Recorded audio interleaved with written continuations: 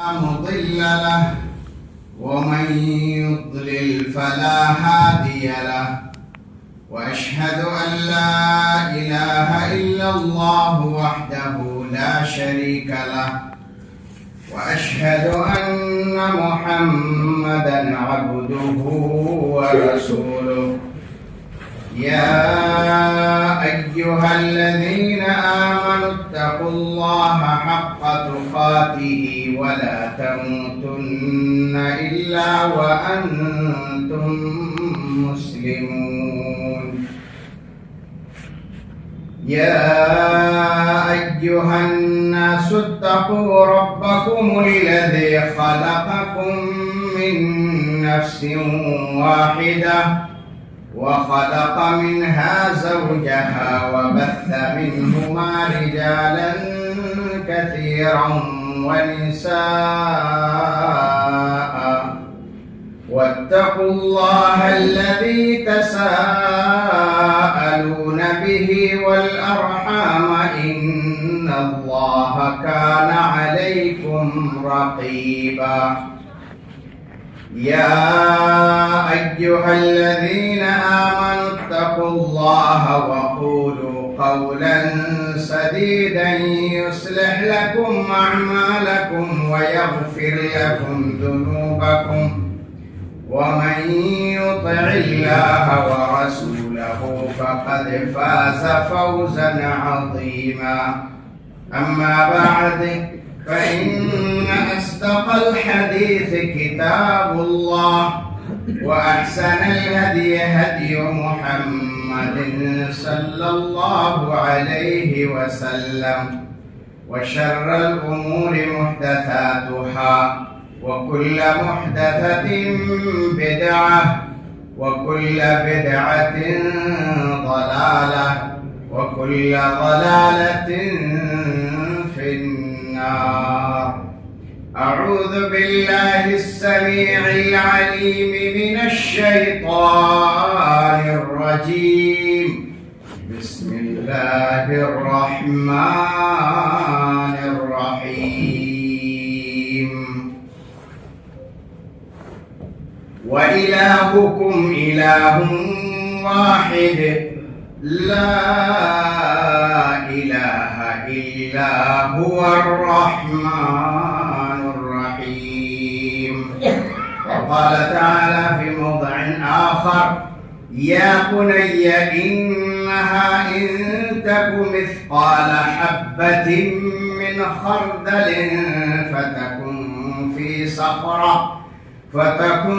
في صخرة أو في السماوات أو في الأرض يأت بها الله إن الله لطيف خبير.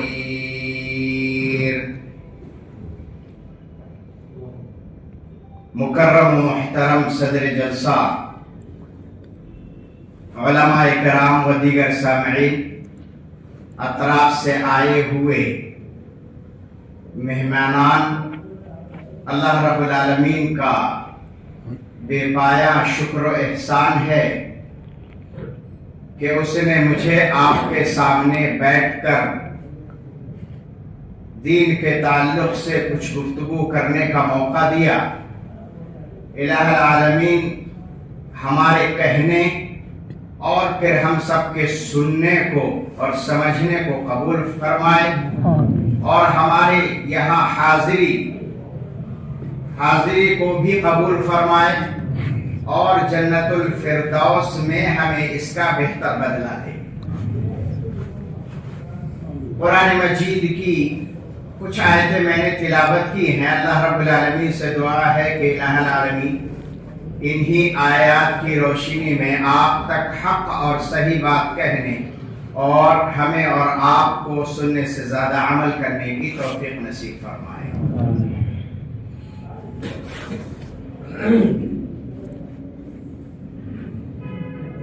آپ نے سنا ہے بارہا، ایک لفظ ہوتا ہے اللہ اور ایک ہوتا ہے رب۔ دونوں اللہ رب العالمین ہی کے لیے استعمال کیے جاتے ہیں، اور ان دونوں کلمے پر اگر ہم غور کریں تو بہت ساری حقیقتیں جو پوشیدہ ہیں، اور علماء کرام تو ضرور جانتے ہوں گے، لیکن عوام میں ایسے ہو سکتا ہے کہ وہ چیزیں نہ جانتے ہوں۔ تو میرا ارادہ یہ ہے کہ انہی کلمات کے تعلق سے گفتگو ہو، اور جو پوشیدہ حقائق ہیں ان کو سامنے رکھا جائے، تاکہ ہم اللہ کی عظمت کو، اللہ کی الہیت اور الوہیت کو، اور رب کی ربانیت کو اچھی طریقے سے سمجھیں، اور اس کے بعد اپنے دل و دماغ میں اس عظمت کا تصور قائم کرتے ہوئے اس کی عبادات کو انجام دیں، تو پھر ان عبادات کا مزہ ہی کچھ اور آئے گا۔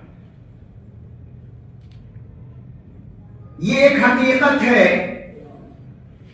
کہ اللہ یا رب بننے کے لیے، اللہ یا رب بننے کے لیے دو چیزیں بہت ضروری ہیں، دو باتیں بڑی اہم ہیں۔ ایک تو یہ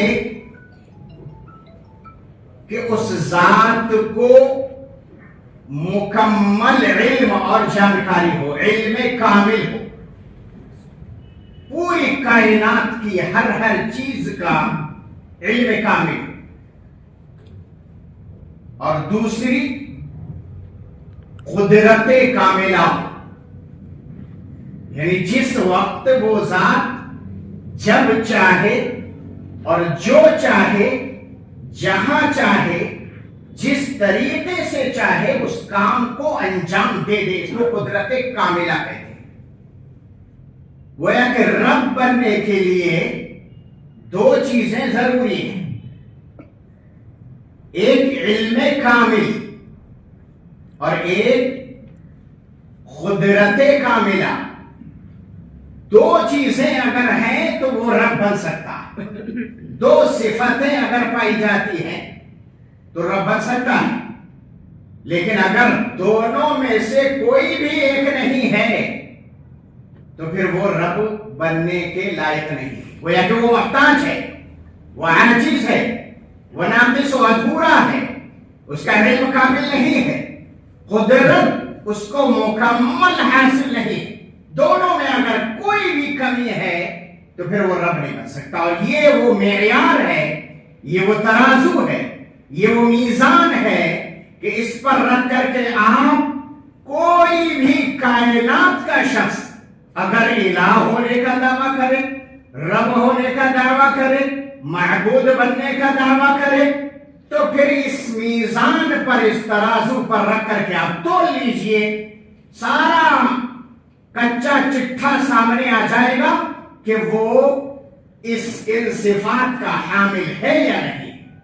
دلیل اللہ رب العالمین نے ارشاد فرمایا، یا بنی انہا ان تک مثقال حبۃ من خردل، سورہ لقمان کی یہ آیت ہے۔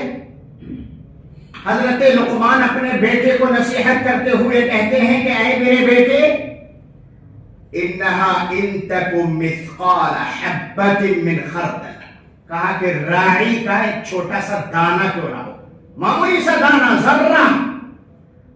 رائی آپ لوگ کھیتوں میں اگاتے ہیں، جانتے ہوں گے، جس سے تیل نکالا جاتا ہے، چھوٹا سا دانہ، گویا کہ معمولی سی چیز ہو، ذرہ ہو، فتکن فی صخرہ، پتھر کے اندر موجود ہو، ایک شکل بتائی کہ سب سے چھوٹی چیز ہو، معمولی سی چیز ہو، دوسری شکل اللہ نے بتائی پتھر کے اندر داخل ہو، پتھر کے اندر کوئی کیڑا ہے، توڑو، پتھر کے اندر سے کیڑا نکلتا۔ آپ دیکھیں کوئی پھل لینے کبھی کبھار بند ہوتا ہے، اوپر سے توڑے اندر کیڑا موجود ہے، کہاں سے زندگی پا رہا ہے، کیسے چل پھر رہا ہے، کیسے حرکت کر رہا ہے۔ ایک معمولی سی چیز رائی کا دانہ ہو، یا پتھر کے اندر رہنے والا کوئی کیڑا ہو، او فی السماوات، آسمان کے اندر ہو۔ آسمانوں کے اندر کیا ہے؟ بہت ساری چیزیں ہیں، فرشتوں جیسی مخلوق موجود ہے، جنت و جہنم ہے، ساری بہت ساری چیزیں ہیں، عرش ہے، اور اللہ رب العالمین آسمان اوپر والے عرش سے نیچے بھی اترتا ہے۔ کتنی چیزیں آسمان میں موجود ہیں جو ہم نہیں جانتے، ہوائی جہاز اڑتے ہیں، اچانک ٹکرا جاتے ہیں، علم نہیں ہوتا۔ کتنے چند پرندے آسمان میں اڑ رہے ہیں۔ تو آسمان میں رہنے والی کوئی بھی مخلوق اور کوئی بھی کام، ایک شکل کون سی؟ راہی کا دانہ، دوسری شکل کیا ہو؟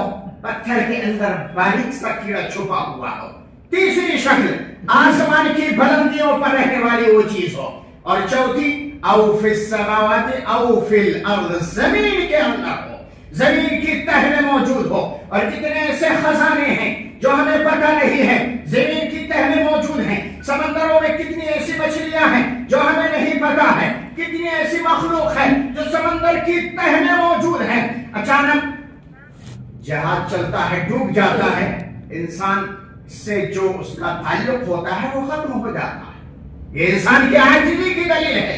گویا کہ چار چیزیں جو چھپی ہیں، ایک چھوٹا سا دانہ، اس کا علم کہاں ہے، وہ دانہ کب پیدا ہوا، کب اگے گا، کون سے کھیت میں اگے گا، کس کو ہے؟ کائنات کے کسی عام آدمی کو نہیں ہے، کسی عالم کو نہیں ہے، کسی مرشد اور پیر اور بزرگ کو نہیں ہے۔ اس کا علم صرف اور صرف کس کو ہے؟ رب ذوالجلال کو ہے۔ یہ وہی اللہ ہے جو اس معمولی سے چھوٹے سے دانے کو جاننے پر قادر ہے، مکمل قدرت اور مکمل علم ہے۔ پتھر کے اندر جو کیڑا ہے اس کو روزی دینے پر مکمل قدرت رکھتا ہے، اور رب کو پورا علم ہے کب کیسی حرکت وہ کرتا ہے۔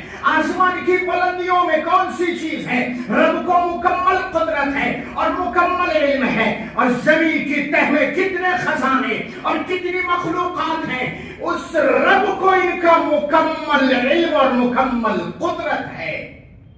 یأتی بہا اللہ رب العالمین جب چاہے ان سب چیزوں کو لے آئے گا، اکٹھا کر لے گا، جب چاہے گا اس دانے کو، جب چاہے گا اس کیڑے کو، جب چاہے گا آسمان کی مخلوق کو، اور جب چاہے گا زمین کی مخلوقات کو باہر نکال کر کے لے آئے گا۔ اس سے پر کائنات کا کتنا بھی نیک شخص ہو کوئی قدرت نہیں رکھ سکتا۔ وہ قدرت کاملہ صرف اور صرف اگر ہے تو اس رب ذوالجلال میں ہے، اس رب کریم میں ہے جو سب سے بڑا۔ یہ ایک حقیقت۔ تو چاروں چیزیں اللہ کے علم میں ہیں، اللہ مکمل قدرت رکھتا ہے۔ ایک بات یہ ہے کہ آپ لوگ آن لائن سامان منگواتے ہیں نا، تو جب تک آپ اس پر پتہ نہیں ڈالیں گے، جب آپ اس پر پتہ نہیں ڈالیں گے تو وہ سامان کہاں پہنچائے گا؟ سامان آپ کو منگوانا ہے اس مسجد کے پاس اور آپ نے لکھا ہی نہیں اس مسجد کا نام، تو پھر سامان وہ کہاں لے کر کے جائے گا؟ گویا کہ جو انسان سامان منگوا رہا ہے اس تک سامان پہنچانے کے لیے ضروری ہے کہ وہ پہنچانے والا اس کے پتے کو جانتا ہو، پہنچانے والا اس کے ایڈریس کو جانتا ہو۔ رب ذوالجلال کی یہ طاقت ہے کہ دنیا میں، کائنات میں جتنی بھی طرح کی مخلوق ہے، چاہے وہ انسان ہو، چاہے وہ حیوان ہو، چاہے وہ چرند و پرند ہو، چاہے وہ سانپ بچھو ہو، چاہے وہ نباتات ہو، چاہے وہ حجر و شجر ہو، کوئی بھی مخلوق ایسی نہیں ہے جو دنیا میں بغیر رب کے روزی پہنچائے ہوئے زندہ رہتی ہو۔ وَمَا مِن دَابَّةٍ فِي الْأَرْضِ إِلَّا عَلَى اللَّهِ رِزْقُهَا، کہ کائنات میں چلنے والی، کائنات میں رہنے والی جتنی بھی مخلوقات ہیں، سب کا رزق اور روزی کا مالک اللہ ہے۔ لہذا رب کو پتا ہے، رب کو علم ہے کہ کون سی مخلوق کو کب روزی دینا ہے۔ موٹا سا سانپ پڑا رہتا ہے ایک جگہ، چلنے کی طاقت نہیں ہے، حرکت نہیں کر سکتا، لیکن کھانے کا انتظام رب کرتا ہے۔ وَمَا مِن دَابَّةٍ فِي الْأَرْضِ إِلَّا عَلَى اللَّهِ رِزْقُهَا، کیوں کہ رب کا کو علم کامل ہے، مکمل جانکاری ہے کو کس شکل میں روزی پہنچانا، کیونکہ رب کو ایڈریس پتا ہے. لہذا یہ رب وہ ہے جو جس کی طرح کوئی رب نہیں. یہ وہ اللہ ہے جس کی طرح کوئی الہ نہیں ہے. یہ وہ اللہ ہے. فرعون نے کیا کہا؟ قال فرعون وما رب العالمین. کہا کہ کائنات کا عالمین کا رب کون ہے؟ کون ہے وہ؟ فرمایا رب السماوات والارض. اور رب السماوات والارض، آسمانوں کا رب ہے. وہ رب وہ ہے جو آسمانوں کا رب ہے اور زمینوں کا رب ہے. گویا کہ آسمان کوئی چھوٹی چیز نہیں، زمین کوئی چھوٹی چیز نہیں ہے. جواب میں کہا جا رہا ہے کہ آسمانوں کا رب ہے. آسمان بہت بڑے ہیں، آسمان بغیر ستون کے کھڑے ہیں. آسمان ایسے ہیں کہ ہم آج تک ان کے حقائق کا پتہ نہیں لگا سکتے. انسان جاتا ہے اور مر جاتا ہے اور کبھی کبھی زندہ بھی لوٹ آتا ہے، لیکن ساری حقیقتیں کسی کو نہیں پتا ہے. کتنے ایسے حقائق ہیں جو چھپے ہوئے ہیں. لہذا آسمان کا رب کون ہے؟ ہمارا رب وہ ہے جو ساتوں آسمان، بلند آسمانوں کا جو بغیر ستونوں کے کھڑے ہیں، ان کا رب ہے. اور وہ رب ہے ہمارا جو ساتوں زمین کا رب ہے. کیونکہ زمینیں بھی بڑی طاقتور ہیں، جب چاہے پھٹ جائیں، جب چاہے صحیح ہو جائیں، اور جب چاہے آپ کو کھیتی بنا کر کے اچھی فصل اور اچھا پھل دے دیں. تو یہ سب رب کی قدرت ہے. لہذا رب کون ہے؟ جو آسمانوں کا رب ہے. ایک بات اور بتاؤں آپ کو، اللہ رب العالمین کی ذات، اللہ جو نام ہے، یہ خود اپنی بذات خود بڑا عظیم ہے.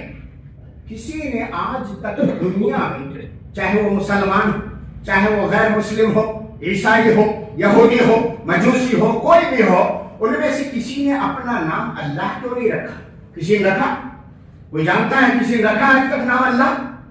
ہاں، کسی نے اپنا نام گاڈ رکھا ہے؟ رکھتا ہے کوئی؟ نہیں رکھتا. بھائی اللہ کیوں نہیں رکھتے نا؟ غیر مسلم بھی نہیں رکھتے. مسلمان تو اس لیے نہیں رکھتے کہ اللہ ہمارے رب کا نام ہے. گویا کہ اللہ نام خود بخود ایسا ہے کہ نام بھی بے مثال ہے، نام بھی بڑا عظیم ہے کہ آج تک دنیا میں، کائنات میں کسی فرد نے یہ جرأت نہیں کی کہ وہ اپنا نام اللہ رکھ سکے. حتیٰ کہ فرعون نے بھی یہ نہیں کہا کہ اللہ، سیدھے کہا رب. اور رب کے اگر دوسرے معنی لیے جائیں، رب کے معنی پرورش کرنے والا، رب کے معنی تربیت کرنے والا، رب کے معنی اصلاح کرنے والا، رب کے معنی مدبر. وہاں یہ نہیں کہا کہ میں اللہ ہوں. گویا کی کائنات میں کسی کی یہ جرأت نہیں ہے، اور نہ آگے تک قیامت یہ نہیں ہو سکتا کہ کوئی بھی اللہ اپنا نام رکھے. اب اللہ جو کلمہ ہے وہ بڑا زبردست ہے. مثلا ہم اللہ میں دیکھیں کہ الف اور لام اور پھر ہا، اگر ایک لفظ نکال دیں شروع سے، ایک حرف الف ہٹا دیں تو کیا بچا؟ للہ للہ ما فی السماوات و ما فی الارض. کوئی کمی آئی؟ ہاں، کوئی معنی میں کمی آئی؟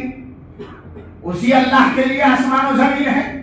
اور اگر ایک اور لام ہٹا دیں وہاں سے، الف اور لام کو ہٹا دیے تو کیا بچا؟ لہو ما فی السماوات والارض. اسی کے لیے آسمان و زمین اور اس کے اندر کے سارے خزانے ہیں. کوئی کمی نہیں آئی نا؟ گویا کہ اللہ میں سے اگر ایک آدھ حرف حذف بھی کر دیا جائے تو یہ ایسا کلمہ ہے کہ یہ کلمہ اپنا معنی مکمل دے گا. لہذا اللہ وہ ہے جس کی طرف رجوع کیا جائے، اللہ وہ ہے جس کی طرف ضرورتیں پیش کی جائیں، اللہ وہ ہے جس کے سامنے مشکلات رکھی جائیں، اللہ وہ ہے جس کے سامنے اپنے مقدمات رکھے جائیں، اللہ وہ ہے جس کی عبادت کی جائے، اللہ وہ ہے جو حکومت کے لائق ہے، اللہ وہ ہے جو بادشاہ بننے کے لائق ہے، اللہ وہ ہے جو ساری کائنات کا خالق و مالک ہے، اللہ وہ ہے جو احکم الحاکمین ہے، اللہ وہ اکیلا ہے جو پوری دنیا کے بادشاہوں کا بادشاہ. کیوں نہیں ہوگا عبادت کے لائق؟ کیوں نہیں ہوگا وہ معبود؟ الیس اللہ باحکم الحاکمین. شیخ نے فرمایا کہ دیکھیے اللہ نے کہا الیس اللہ باحکم الحاکمین، کتنا زبردست ہے اللہ رب العالمین. سبحان اللہ. ایک اور آیت میں الیس اللہ بکاف عبدا. جب اتنی بڑی ذات، اتنا بڑا رب، اتنا بڑا اللہ ہمیں مل گیا تو پھر ہمارے لیے کافی اور شافی کیوں نہیں ہے؟ وہ ہمارے لیے کافی ہے ہر چیز میں، کیونکہ وہ بڑا ہے، عظیم ہے، اور ساری ضرورتوں میں ہمیں اسی کی طرف رجوع کرنا ہے. یہی اللہ کا حکم ہوتا ہے، اگرچہ ہم نے ان حقائق کو نہیں سمجھا. عن عبد الله بن مسعود رضي الله تعالى عنه قال قال رسول الله صلى الله عليه وسلم. اللہ کی حقیقت کو اگر سمجھنا ہے تو دیکھیے اس حدیث میں فرمایا نبی صلی اللہ علیہ وسلم نے کہ انی لأعلم آخر اہل النار خروجا منها وآخر اہل الجنة دخولا الجنہ. کہا کہ میں ایسے ان لوگوں کو جانتا ہوں جو سب سے آخر میں جہنم سے نکالے جائیں گے اور سب سے آخر میں جنت میں داخل کی جائیں گے. کیوں داخل کی جائیں گے؟ کہ انہوں نے اللہ کو پہچانا ہوگا، انہوں نے اللہ کا حق ادا کیا ہوگا، اللہ کے سامنے اپنی ضرورتیں رکھی ہوگی. ایسے لوگ سب سے آخر میں جہنم سے نکالے جائیں گے اور جنت میں داخل کیے جائیں گے. رجل یخرج حبوا من النار. تاکہ ایسا آدمی ہوگا جو اپنے سرین کے بل گھسیٹ کر کے جہنم سے نکلے گا. جہنم سے رب کے حکم سے جہنم سے نکلے گا. کیا ہے یہ؟ اللہ کو پہچاننے کی برکت ہے، توحید کی عظمت و برکت ہوگی. نکلے گا سرین کے بل گھسیٹتے ہوئے. فَيَقُولُ اللَّهُ لَهُ اذْهَبْ فَادْخُلِ الْجَنَّةَ. اللہ رب العالمین اس سے ارشاد فرمائے گا کہ جاؤ جنت میں داخل ہو جاؤ. خوشی کی وجہ سے جھوم اٹھے گا یہ بندہ اور چل پڑے گا جنت کی طرف. فَيَأْتِيهَا فَيُخَيَّلُ إِلَيْهِ أَنَّهَا مَلَأَ.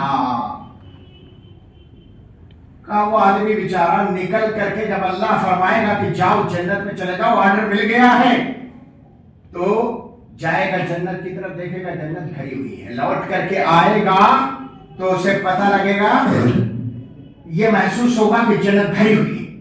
پھر لوٹ کر کے آئے گا، پھر اللہ رب العالمین سے کہے گا فَيَقُولُ اللَّهُ لَهُ اذْهَبْ فَادْخُلِ الْجَنَّةَ. کہا کہ جاؤ جنت میں داخل ہو جاؤ. فَيَأْتِيهَا فَيُخَيَّلُ إِلَيْهَا أَنَّهَا مَلَأَ. دوبارہ جائے گا، سیوارہ جائے گا. اس کے بعد اللہ رب العالمین سے کہے گا کہ اذْهَبْ فَادْخُلِ الْجَنَّةَ. فَيَقُولُ أَتَضْحَكُ بِي وفي روایت أَتَسْخَرُ بِي وَأَنْتَ الْمَلِكُ. کہا کہ اے اللہ تو بادشاہ ہو کر کے، پوری دنیا کا بادشاہ ہو کر کے مجھ سے مذاق کر رہا ہے، مجھ پر ہنس رہا ہے. گویا کہ رب ہنستا بھی ہے، یہ رب کی صفت ہے. کیسے ہنستا ہے؟ میری طرح، آپ کی طرح، ان کی طرح، ان کی طرح نہیں. یہ کیفیت، یہ حالت ہمیں نہیں پتا ہے. جس طرح سے رب عظیم ہے اسی طرح سے اس کا ہنسنا بھی عظیم و بے مثال ہے. کوئی نہیں کہہ سکتا کہ کس کی طرح ہنستا ہے، لیکن ہم ہنستا ہے، ہمیں یقین ہے. نبی علیہ الصلوۃ والسلام نے خود فرمایا. تو کہے گا کہ اللہ تو بادشاہ ہوتے ہوئے مجھ سے مذاق کر رہا ہے. تسخر بی اتضحک بی، کا مجھ پر ہنس رہا ہے. قال لقد رأيت رسول الله صلى الله عليه وسلم ضاحكا حتى بدت نواجذه. کہا کہ اسی وقت جب وہ بندہ یہ کہہ رہا تھا تو نبی صلی اللہ علیہ وسلم ہنسے اور آپ کے سامنے کے دانت ظاہر ہو گئے، کھل کر کے ہنسے کہ اللہ رب العالمین سے کس طرح گفتگو کر رہا ہے. سبحان اللہ. یہ ایک رب کی اور اس کے بندے کے بیچ کی گفتگو ہے، یہ ایک بادشاہ کی اور اس کے بندے کی گفتگو ہے، یہ ایک سردار کی اور اس کے غلام کی گفتگو ہے، یہ ایک حاکم کی اور محکوم شخص کی گفتگو ہے. وہ جیسے چاہے ویسے رب سے کر لے، اور رب کو یہ پسند آتا ہے کہ بندہ عاجز بن کر کے آئے اور مجھ سے مانگے اور طلب کرے. یہ اللہ کو پسند آتا ہے. تو فرمایا قال ذاک ادنا اہل الجنت منزلتن، کہا کہ یہ وہ شخص جس جگہ جنت میں داخل کیا گیا یہ سب سے کمتر درجہ ہوگا نچلا جنت کا. جنت تو مل گئی نا الحمدللہ. یہ برکت کس چیز کی ہے کہ اس نے رب کو پہچانا. اس نے کہا وانت الملک، اے اللہ تو بادشاہ ہے. تسلیم کر لیا. ہم 50 مرتبہ اللہ اکبر کہہ کر کے اپنی ضرورتیں غیروں کے سامنے لے کر کے جائیں، جادوگروں کے سامنے اور اس طرح کا الٹی سیدھی حرکتیں کرنے والوں کے سامنے اپنی ضرورتیں پیش کریں، باباؤں کے سامنے، پیروں کے سامنے جو جھوٹے مکار اور خود غرض اور مفاد پرست ہوتے ہیں، ایسے لوگوں کے سامنے اپنی ضرورتیں رکھتے ہیں. ہمیں یہ سمجھ میں نہیں آتا ملک کون ہے، بادشاہ کون ہے، حاکم کون ہے. لیکن اس بندے نے کہا کہ وہ انت الملک، اللہ تو بادشاہ ہے. اللہ نے جنت میں داخل کر دیا. یہ برکت ہے توحید کی، یہ برکت ہے اللہ کو پہچاننے کی.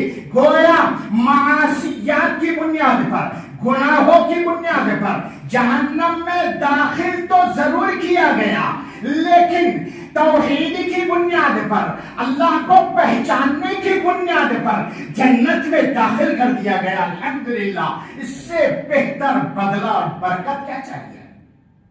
یہ وہ اللہ ہے ہمارا. عن انس بن مالک رضی اللہ تعالی عنہ قال قال رسول اللہ صلی اللہ علیہ وسلم قال اللہ تعالی، حدیث قدسی ہے، فرمایا یا ابن آدم انك ما دعوتني ورجوتني غفرت لك على ما كان فيك ولا ابالي. اللہ رب العالمین فرماتا ہے، کہا کہ اے بنو آدم، جب تک تم مجھ سے لو لگائے رہو گے، مجھے پکارتے رہو گے، میں تمہیں بغیر کسی پرواہ کے بخش دوں گا. میں پرواہ نہیں کر دوں گا کہ تمہارے اندر کون کون سے گناہ ہیں. شرک نہیں ہونا چاہیے. ابھی آگے حدیث میں آئے گا کیا کون کون سے گناہ. اب اس میں خوش نہ ہو جائے انسان کے گناہ کرتے رہو، کوئی بات نہیں، گناہ کرتے رہو. یہ ان گناہوں کی بات ہے جو انسان جان بوجھ کر کے نہ کرے. گناہ سرزد ہو جائے دھوکے میں، ناجان جانے میں، جہالت میں، ایسے گناہ. فرما اللہ رب العالمین نے، اے بنو آدم، جب تک تم مجھے پکارتے رہو گے، جب تک تم مجھ سے لو لگاتے رہو گے، گویا کہ رب کی ربانیت کو پہچانتے رہو گے، اللہ کی الہیت کی پناہ میں آ جاؤ گے، اللہ کی الہیت اور الوہیت کی پناہ میں آ جاؤ گے، تو پھر میں تمہیں بغیر کسی پرواہ کے بخش دوں گا. یا ابن آدم لو بلغت ذنوبك عنان السماء ثم استغفرتني غفرت لك ولا ابالي. کیا کہا ہے بنو آدم، تمہارے گناہ، تمہاری غلطیاں آسمان کے جتنی بھی جگہ آسمان پورا بھر کر کے گورا ہو جائیں، اگر تم نے ثم استغفرتنی، مجھ سے مغفرت طلب کی، مجھ سے اپنے گناہوں پر نادم ہوئے، مجھ سے اپنے گناہوں پر روئے. اگرچہ ہمیں رونے کا وقت نہیں ملتا ہے، ہماری آنکھ سے آنسو نہیں آتا ہے، آنسو نہیں نکلتا. کیوں کہ ہم یہ سمجھتے ہیں کہ بھائی ہم تو صحیح ہیں، ہم غلطی پر ہیں ہی نہیں. ہم جب غلط کریں گے تب ہم رب سے جائیں گے معافی مانگنے. ہم اہل توحید غلطی کر ہی نہیں سکتے، ہم اہل حدیث غلطی کر ہی نہیں سکتے. ارے انسان ہے تو غلطی کرے گا، بندہ ہے تو غلطی کرے گا، گوشت کا پتلا ہے تو غلطی کرے گا. کس سے غلطیاں صادر نہیں ہوئی ہیں، لیکن سب سے بہتر اور سب سے عظیم وہ ہے جو اپنے رب کو دربار میں آ کر کے منا لے، اس کے سامنے رو لے اور گڑگڑا لے. یہ توفیق اس کو ملتی ہے جو اپنے گناہوں پر شرمندہ ہوتا ہے، جو اپنی غلطیوں کو تسلیم کرنے والا ہوتا ہے. دنیا میں اگر کوئی انسان غلطی کر لے اور کسی کے سامنے جائے تو وہ معافی مانگ لے تو وہ بندہ اس کو بڑا حقیر سمجھے گا. کیسے جھکایا میں نے اس کو، ہاں لے آیا اس کو اپنے پیر کی جوتی پر، رگڑوا دی میں نے اس کی نام. بڑا خوش ہوتا ہے وہ بندہ کہ ہاں دیکھا کس طرح سے یہ آیا اور میرے سامنے جھکا ہے. اس طرح سے اس کی حقارت ہوتی ہے، اس کو کمزور سمجھا جاتا ہے، اس کو فقیر اور ناکارہ سمجھا جاتا ہے. حالانکہ وہ کتنا بھی عظیم کیوں نہ ہو، لیکن رب کے سامنے اس سے مختلف ہے. انسان جتنا روئے گا، جتنا گڑگڑائے گا، جتنا اپنے گناہوں پر شرمندہ ہوگا، اس کی شخصیت اتنے ہی عظیم ہوگی. لہذا بندے کے سامنے جھکنے سے انسان کی شان کمتر ہوتی ہے، لیکن اللہ کے سامنے جھکنے سے انسان کی شان اور اس کا مقام بلند ہوتا ہے. یہ ہے میرا ہے کوئی ایسا بے مثال ہے. کہا ثم استغفرتنی، تم نے مجھ سے مغفرت طلب کی، گناہوں پر بخشش طلب کی، تو پھر غفرت لک، بغیر کسی پرواہ کے میں تمہیں بخش دوں گا. یا ابن آدم،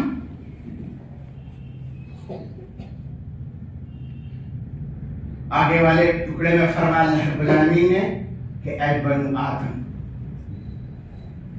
جب تم انکا لو اتیتنی بقراب الارض خطایا ثم لقیتنی لا تشرک باللہ شیئا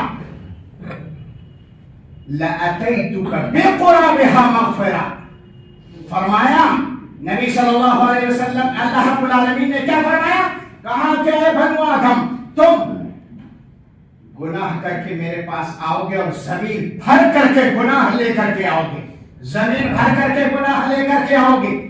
ثم لقیتنی لا تشرک باللہ شیئا، یہ اہم چیز ہے. کہا کہ اس کے بعد میں دیکھوں گا کہ تم نے شرک تو نہیں کیا ہے، کہیں اللہ کے ساتھ کسی کو شریک تو نہیں ٹھہرایا، کہیں میرا ساجی تو نہیں بنا لیا ہے. لہذا گناہ کرو گے زمین بھر کر کے، اور رب سے ملاقات کی اس حالت میں کہ شرک نہیں کیا ہے، تو اللہ کہے گا میں زمین بھر کر کے تمہیں مغفرت دے دوں گا، بخش دوں گا، مگر شرط یہ ہے کہ گناہ کر کے لے کر کے آئے. ثم لقیتنی لا تشرک باللہ شیئا، کہا کہ میں دیکھوں گا کہ میرے ساتھ گناہ، میرے ساتھ شریک نہیں کیا ہوگا، لہذا مجھ کو پہچانا ہوگا، مجھے میرا حق دیا ہوگا، مجھے میرا مقام دیا ہوگا، میری شان کو پہچانا ہوگا. لہذا میں وہ رب ہوں، میں وہ اللہ ہوں کہ اگر تم نے ایسا نہیں کیا ہوگا تو میں تمہیں بخش دوں گا. لو دروازہ کھل گیا.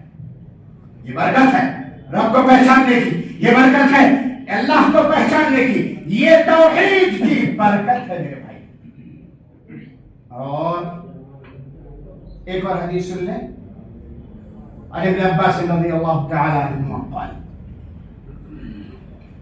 قال رسول الله صلى الله عليه وسلم ما من مسلم يموت فيقوم على جنازته 40 رجلا لا يشركون بالله شيئا الا شفعهم الله فيه.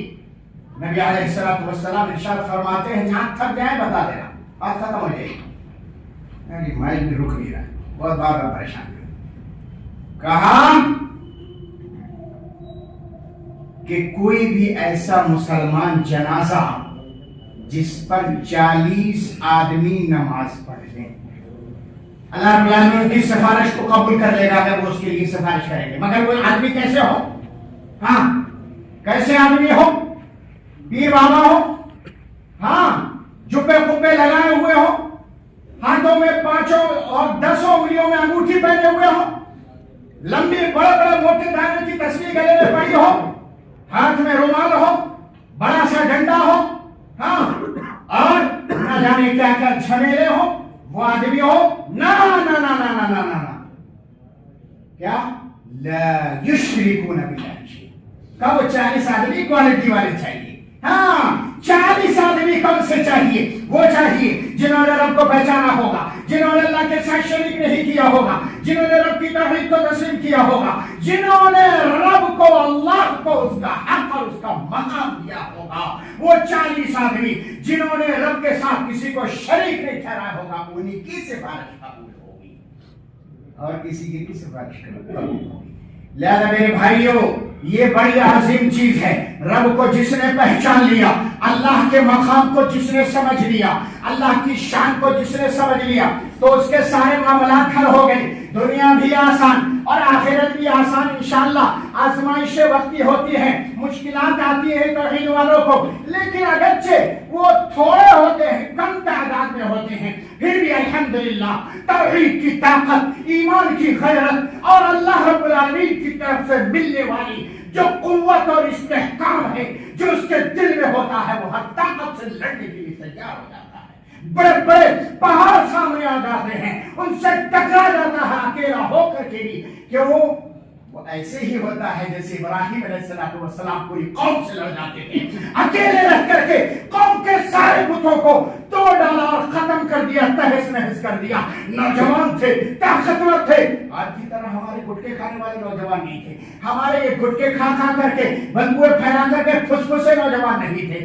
آج کی طرح یہ بیڑی اور سگریٹ پی کر کے اپنے جسموں کو برباد کرنے والے نوجوان نہیں تھے. وہ نوجوان ایسے تھے, قالوا سمعنا فتن, نوجوان تھی. کہا ابراہیم نو کون کس نے توڑے بت, کون سمعنا فتن, کہا ایک نوجوان کے بارے میں سنا ہے. گویا کہ نوجوان بڑا طاقتور ہوتا ہے, نوجوان بڑا مضبوط ہوتا ہے. جب چاہتا ہے جس طاقت سے چاہتا ہے لڑ جاتا ہے, کیونکہ اس کے پاس قوت ارادہ بڑا مضبوط ہوتا ہے. اور جب توحید ہو تو پھر قوت ارادہ کیوں نہ مضبوط, کیونکہ اللہ کی طرف سے طاقت ملتی ہے. تو ابراہیم علیہ السلام کی طرح طاقتور بنو, تب جا کر کے لڑ پاؤ گے. تو آزمائشیں آتی ہیں, مشکلات آتی ہیں, لیکن وقتی ہوتی ہیں. مگر ہمیں اللہ کا حق پہچاننے اور اللہ کے حق کو پہچان کر کے جاننے اور اس کو سمجھنے اور اس پر عمل کرنے اور اس کے بعد اس کی طرف لوگوں کو دعوت دینا, یہ ہماری ذمہ داری ہے اور لوگوں کو بتانا ہے. کیونکہ یہ بہت عظیم اور بڑا پیارا کام ہے, کیونکہ اس کام کی نسبت اللہ سے ہے, اس کام کی نسبت رب سے ہے, اس کام کی نسبت آسمان و زمین کے الہ سے ہے. فرمایا وَإِلَٰهُكُمْ إِلَٰهٌ وَاحِدٌ لَا إِلَٰهَ إِلَّا هُوَ الرَّحْمَٰنُ الرَّحِيمُ. کہا کہ تمہارا معبود ایک ہی معبود ہے, لا الہ الا ہوا, اس کے علاوہ کوئی معبود نہیں. الرحمن الرحیم, رحمان اور رحیم ہے.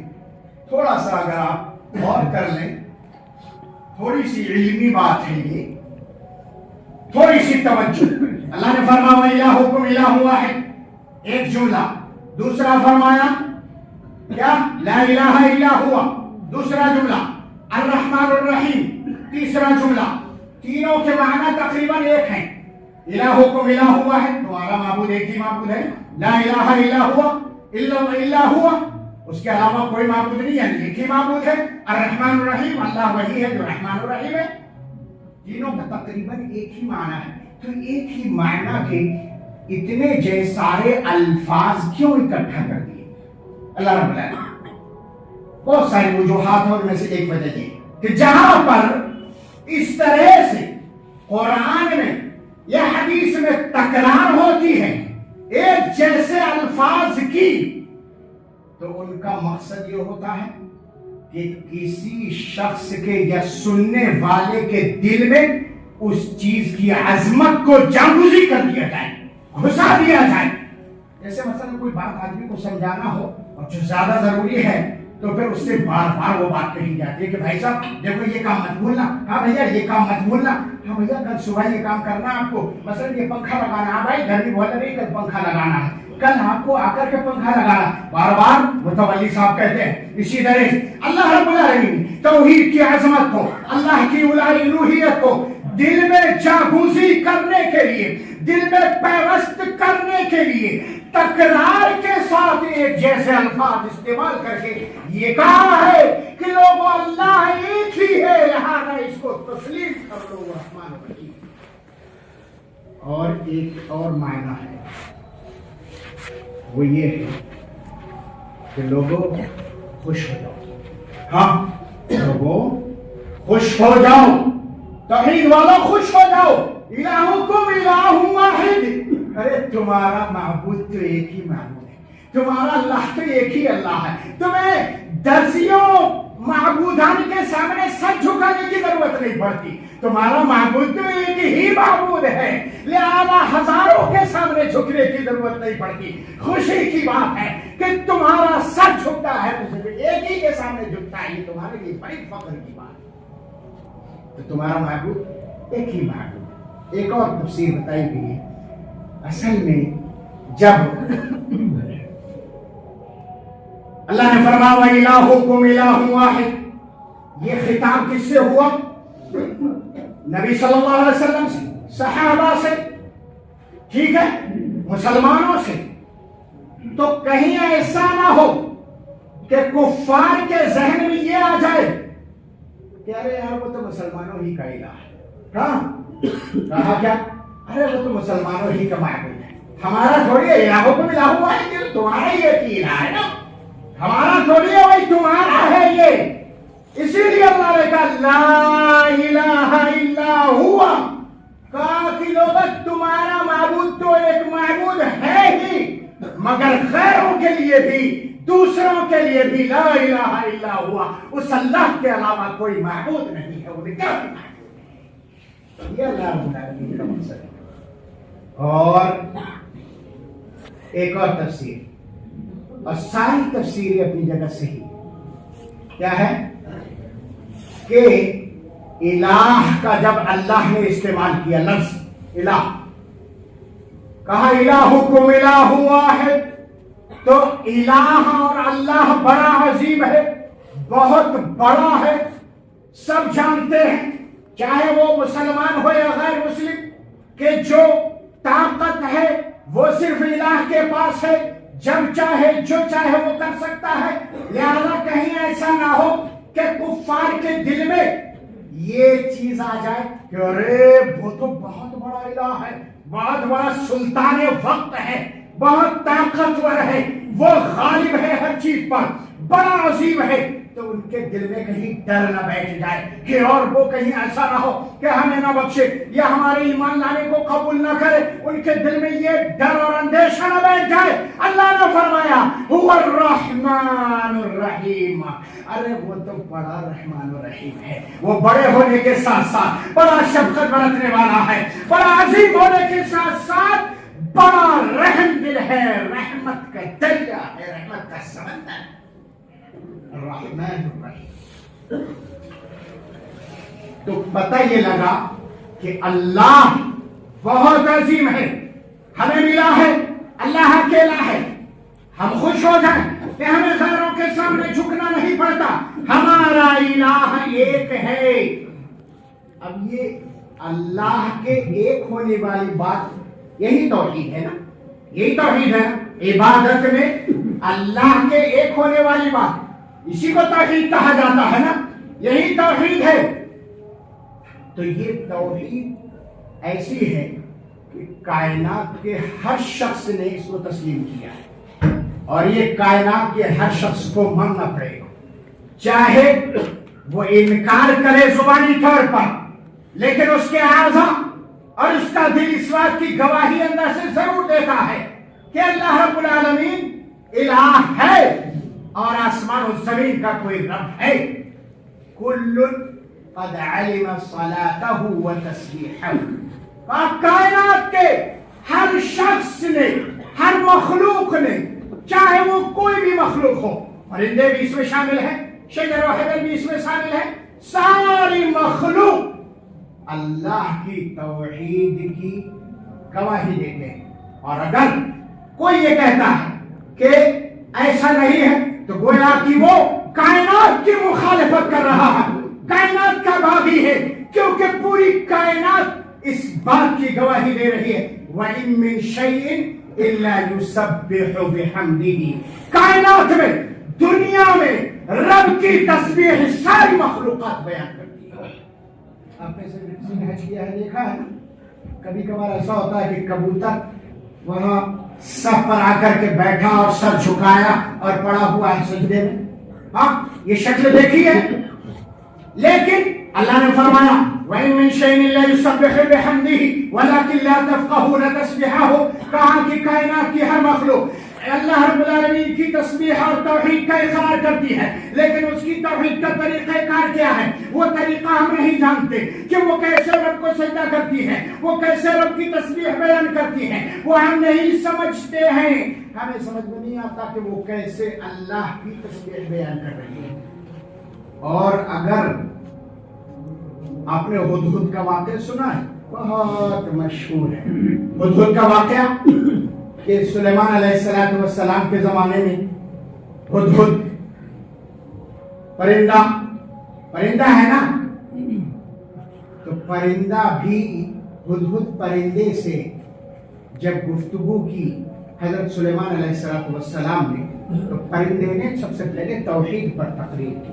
ہاں پوری تقریر اس کی توحید پر ہے. وَتَفَقَّدَ الطَّيْرَ فَقَالَ مَا لِيَ لَا أَرَى الْهُدْهُدَ أَمْ كَانَ مِنَ الْغَائِبِينَ. حضرت سلیمان نے جب میٹنگ طلب کی تو دیکھا کہ ہدہد موجود نہیں ہے. پرندہ کہا دیکھو بلاؤ اس کو، نہیں تو اگر کوئی دلیل پیش نہیں کرے گا تو میں اسے سزا دوں گا، ذبح کر دوں گا، کاٹ ڈالوں گا. اور یہ ایک الگ موضوع ہے کہ سلیمان علیہ السلام اور ہدہد کا جو واقعہ ہے یہ حکومت کرنے والوں کے لیے بہت بڑا پیغام ہے. بہت اہم چیزیں اس کے اندر موجود ہیں، بڑی اہم چیزیں اس کے اندر موجود ہیں. تو یہاں سے پیغام یہ ملا کہ اگر کوئی بڑا آدمی بھی ہے اور وہ حاکم ہے تو اپنے چھوٹوں کی خبر کرے، چھوٹوں کی خبر گیری کرتا رہے. خود سلیمان علیہ السلام اتنے بڑے بادشاہ اور اس کے بعد پوچھ رہے ہیں ہدہد کہاں ہے؟ ارے اتنا چھوٹا پرندے اس کی خبر لینے کی کیا ضرورت ہے؟ حاکم وقت ہو، منسٹر ہو یا ذمہ دار ہو، چاہے وہ مسجد کا، چاہے مدرسے کا، چاہے محلے کا، چاہے گاؤں کا، چاہے قصبے کا، شہر کا یا ملک کا یا صوبے کا، اس کو اپنی رعایا کی چاہے وہ چھوٹا ہی کیوں نہ ہو خبر گیری کرنا چاہیے. اب ہدہد آیا تو پوچھا کہ بھیا کیا بات ہے، کیوں غائب تھے؟ کہا کہ احطت بما لم تحط به. کہا میں وہ لے کر کیا جس کا علم تمہیں بھی نہیں ہے. سلیمان علیہ السلام نے اللہ سے دعا کی تھی، رب هب لي ملكا لا ينبغي لأحد من بعدي، اے رب ذو الجلال مجھے ایسی بادشاہ دینا کہ وہ بادشاہ میرے بعد کائنات کے کسی فرد کو نہ دی جائے. ایسی بادشاہت فسخرنا له الريح. بہت ساری لمبی تفصیلات ہیں کہ اللہ رب العالمین نے ان کو وہ بادشاہت دے دی اور جنوں کو بھی ان کے تابع کر دیا اور ہوا کو ان کے لیے مسخر کر دیا اور مخلوقات جو بھی تھی ان کو اللہ رب العالمین نے ان کے تابع کر دیا. لیکن اس کے بعد بھی کیا کہہ رہا ہے یہ پرندہ؟ پرندے کا آپ عقیدہ دیکھیں کیا کہتا ہے کہ احطت بما لم تحط به. کہا کہ میں وہ لے کر کے آیا ہوں جو تم نہیں جانتے ہو. گویا کہ پرندے کا عقیدہ کیا تھا کہ نبی غیب نہیں جانتا ہے، نبی پیچھے کی بات نہیں جانتا ہے. سلیمان نبی تھے، پرندہ کہہ رہا ہے کہ احطت بما لم تحط به، میں وہ لے کر کے آیا ہوں جس کا علم تمہیں بھی نہیں ہے. پرندے کا یہ عقیدہ ہے کہ ایک نبی غیب کا علم نہیں جانتا ہے، پیچھے کی چیزیں نہیں جانتا ہے. انسان کے عقیدے کو کیا ہوا ہے؟ ایسی آیت قرآن کی جھٹلا کر کے چلا جاتا ہے اور انکار کر دیتا ہے، چاہے وہ انکار حالی ہو یا انکار قولی ہو، انکار کر دیتا ہے اور یہ دعویٰ کرتا ہے کہ جس نے نبی کے غیب کو نہیں مانا وہ کافر. ہاں نبی غیب نہیں جانتے، یہ پرندہ کہہ رہا ہے. یہ عقیدہ ہے اس پرندے کا. انسان کو سمجھ نہیں ہے لیکن پرندے نے سمجھ لیا. کیا کہا؟ انی وجدت امرأة تملکہم. کہا کہ میں نے ایک عورت کو دیکھا جو وہاں پر بادشاہت کر رہی ہے. کہا بادشاہت کر رہی ہے. تملکہم، مردوں کی حاکم ہے. کہا میں وہ لایا ہوں. غور سے سننا یہ بات، آخری بات ہوگی. کہا میں وہ لے کر کے آؤں جو آپ نہیں جانتے. کہا کیا لایا ہو؟ کہا یہ ہے، سنو. انی وجدت امرأة تملکہم. ارے مجھے بڑی حیرت ہوئی کہ ایک عورت مردوں پر بادشاہت کر رہی ہے. گویا کہ عورت کا حاکم بننا، عورت کا بادشاہ بننا یا عورت کا کسی بھی حالت میں کہیں پر بھی اگر کوئی بڑی ذمہ داری سنبھالنا جو مرد اس کے تابع ہو تو وہ قوم کبھی بھی کامیاب نہیں ہو سکتی، ترقی نہیں کر سکتی. یہ قانون ہے رب کا. ورنہ اس پرندوں کو حیرانی نہیں ہوتی، اس کو حیرانی ہوئی. کہا کہ انی وجدت امرأة تملکہم، میں نے دیکھا کہ ایک عورت مردوں کی بادشاہ ہے، مردوں پر حکومت کر رہی ہے. بڑی حیرانی. وَأُوتِيَتْ مِن كُلِّ شَيْءٍ. کہا کہ سب کچھ اس کے پاس ہے لیکن حیرانی کی بات کیا ہے؟ کہا کہ یہ مردوں کی بادشاہ ہے اور آگے فرمایا وجدتها وقومها يسجدون للشمس. دوسری حیرانی کی بات، ایک حیرانی کی بات تو یہ ہے کہ میں نے دیکھا کہ ایک عورت مردوں کی بادشاہ ہے، حکومت کر رہی ہے مردوں پر، اور دیکھا حیرانی کی بات کیا ہے کہ ان کی قوم اور وہ خود سب کے سب یسجدون للشمس من دون اللہ، کہ اللہ کو چھوڑ کر کے سورج کی پوجا کر رہے ہیں، سورج کے سامنے سجدہ کر رہے ہیں. گویا کہ پرندے کو یہ پتا تھا کہ سجدہ ہوگا تو رب کے سامنے ہوگا، سر جھکے گا تو رب کے سامنے جھکے گا. یہ پیشانی اگر خم ہوگی تو اس اللہ وحدہ لا شریک کے سامنے جھکے گی، کسی اور کے سامنے نہیں.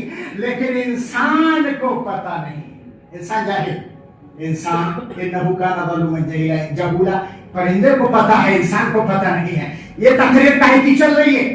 کس پہ چل رہی ہے تقریر؟ بتاؤ کس پر ہے یہ تقریر؟ پرندہ تقریر کر رہا ہے، کہہ رہا ہے کہ یسجدون للشمس من دون اللہ، کہا کہ وہ آج سورج کی پوجا کر رہے ہیں. یہ کس بارے میں تقریر ہے؟ ارے توحید کے بارے میں تقریر ہے، ارے رب کی ربانیت کے بارے میں تقریر ہے، اللہ کی الوہیت کے بارے میں تقریر ہے. کہا کہ الہیت اور الوہیت کے لائق صرف رب ذوالجلال اور کوئی دوسرا نہیں. یہ سر کاہے کو سورج کے سامنے جھکا رہے ہیں. اور آگے بھی تقریر کی پرندے نے کہا کہ اللہ یسجد للہ الذی یخرج الخبأ فی السماوات والارض. کہا کہ ارے کیا ہے ان لوگوں کو کیا ہو گیا ہے؟ ارے اس آسمان والے زمین والے رب کو کیوں نہیں سجدہ کر رہے ہیں جو زمین کے پوشیدہ چیزوں کو باہر نکال دیتا ہے، جو آسمان میں چھپی ہوئی چیزوں کو نکال دیتا ہے؟ اس رب کو کیوں نہیں پوج رہے ہیں؟ تو ایک تو دیکھا کہ سجدہ کر رہے ہیں، دوسرا کہا کہ رب وہ ہے جو عالم ہے، پوری دنیا کا علم کامل اس کے پاس ہے، تو اس کو کیوں نہیں پوج رہے ہیں؟ سورج کیا ہے؟ سورج کو پوج رہے ہیں. اور آخری بات کیا کہی اس نے؟ اللہ لا الہ الا هو رب العرش العظیم. کہا کہ اللہ وہ ہے جو عبادت کے لائق ہے، اس کے علاوہ کوئی معبود نہیں ہے، اور وہ کیا ہے؟ بڑا ہے، عظیم ہے، عرش کا مالک ہے، عرش کا رب. یہ آخری بات تھی. پوری آیتوں میں جو سلیمان اور ہدہد کے درمیان ہوئی، آیتوں میں جو گفتگو ہوئی ہے، جو تقریر کی پرندے نے، وہ کس بات پر کی ہے؟ توحید پر. ابتدا بھی توحید سے، درمیانی بھی توحید سے، اور جب آخر کیا اللہ لا الہ الا هو رب العرش العظیم، تو تقریر کا خاتمہ بھی توحید سے. لہذا یہ پیغام دیا ہے انسانوں کو کہ لوگوں آج بھی ہوش میں آ جاؤ. پرندے تو جانتے ہیں کہ ہمارا رب کون ہے، پرندے یہ اچھا علم رکھتے ہیں انسان سے کہ رب اور اللہ صرف ایک ہے، لیکن ہر انسان آج مردوں کو رب سمجھنے لگا، مرنے والوں کے سامنے سجدہ ریز ہونے لگا، ان کے ارد گرد تمام کر کے ان کے نذرانے اور نہ جانے کون کون سے حرکات قبیحہ کو انجام دینے لگا.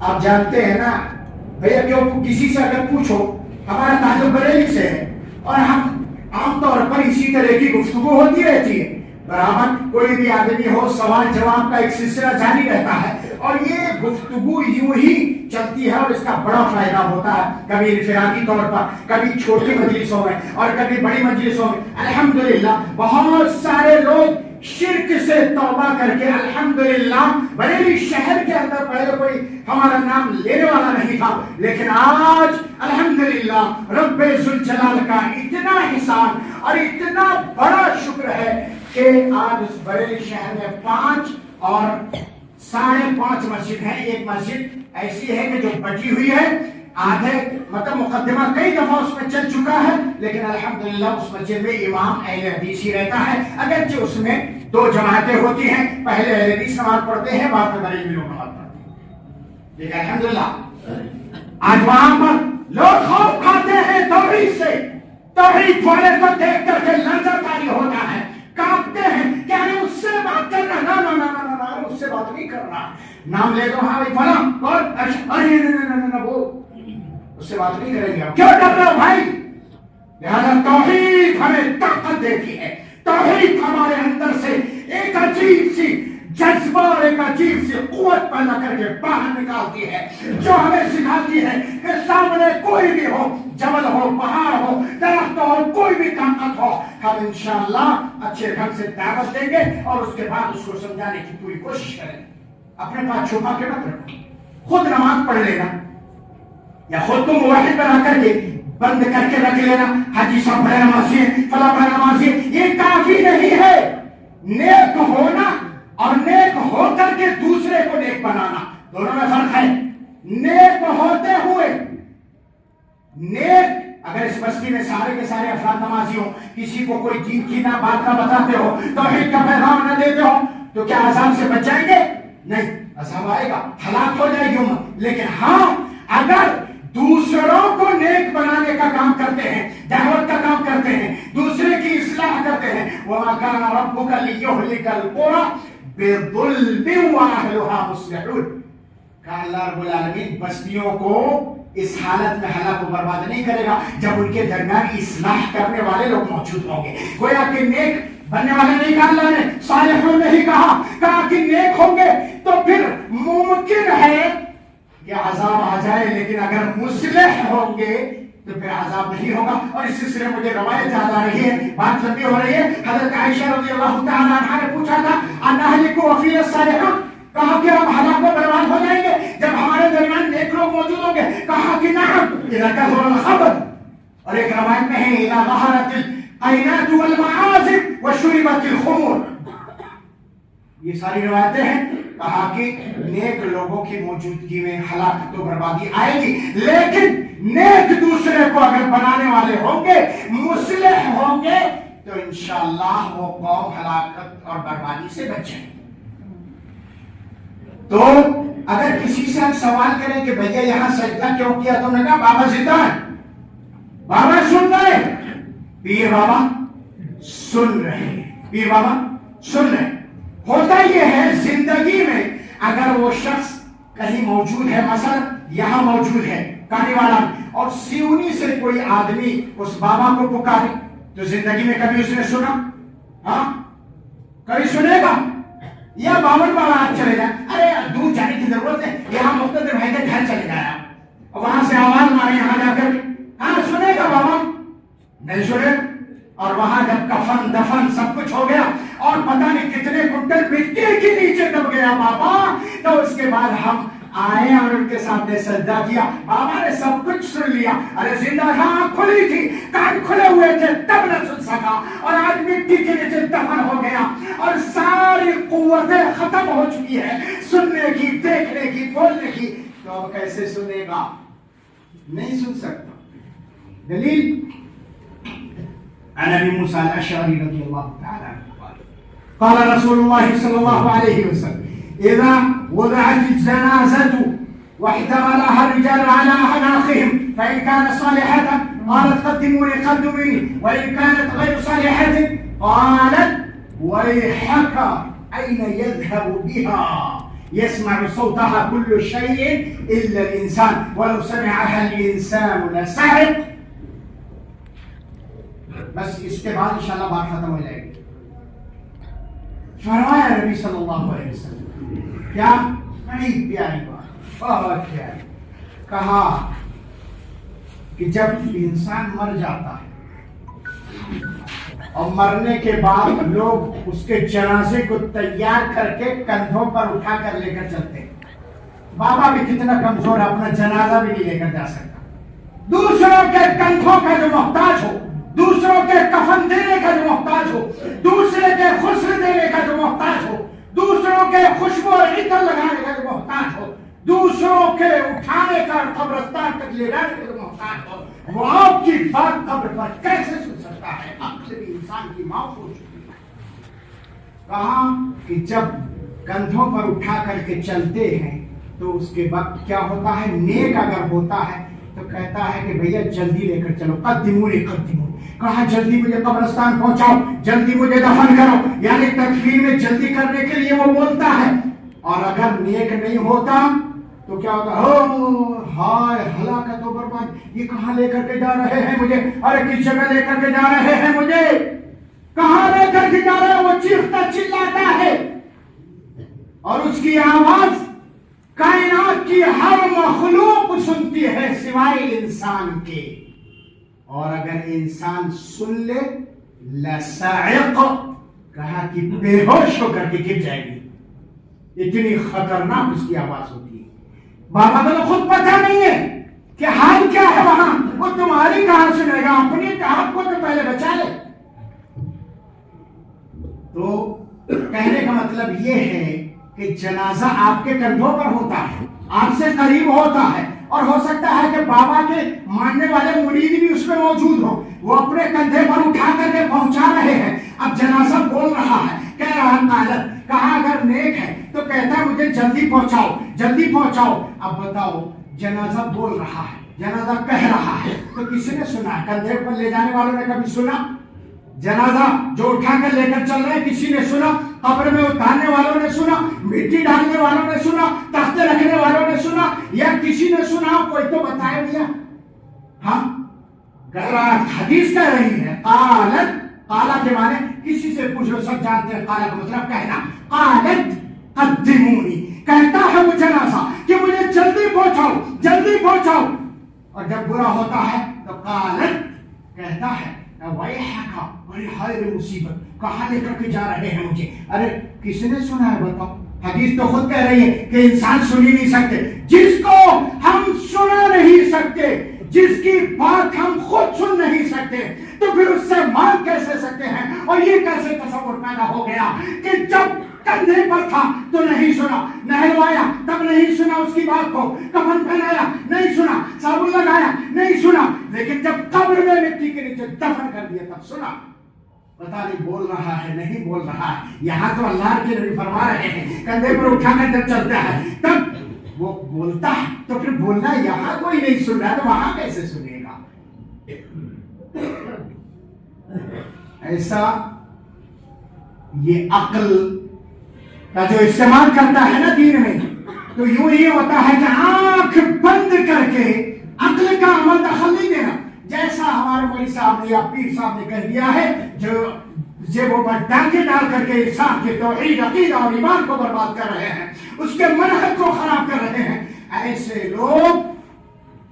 لوگوں کو گمراہ کر رہے ہیں، جہالت، تاریکی اور اندھیرے میں ان کو لے کر کے جا رہے ہیں۔ تو میرے بھائیو، ہوش میں آنے کی ضرورت ہے کہ توحید کیا ہے، اللہ کیا ہے، رب کیا ہے، اللہ کی شان کیا ہے، اللہ کا مقام کیا ہے۔ ارے یہ معمولی سا آدمی جو چپندی اور چپندی کا شوربہ جیسی اس کی طاقت رہی ہے، وہ رب کی ربانیت کے سامنے کیا ٹکے گا، اللہ کے سامنے کیا ٹکے گا، اس کا مقابلہ کیا کر سکتا ہے؟ ہمارا رب تو وہ ہے جو پوری کائنات کا خالق و مالک اور رازق اور رزاق ہے، اور وہی عبادت کے لائق ہے۔ یا وہ اللہ جو سب سے عظیم ہے، اس کی شان کو، اس کے مقام کو، اس کے مرتبے کو اور اس کی عظمت کو پہچانے اور دوسروں تک پہچان کر کے پہنچانے کی اور ان کی طرف ان کے درمیان دعوت کا کام کرنے کی ہم کوشش کریں۔ اللہ رب العالمین قرآن و سنت کو جاننے، سمجھنے اور اس پر عمل کرنے کی توفیق نصیب فرمائے۔ الہ العالمین توحید کو اچھی طرح سے ہمارے دلوں میں وصل فرما دے۔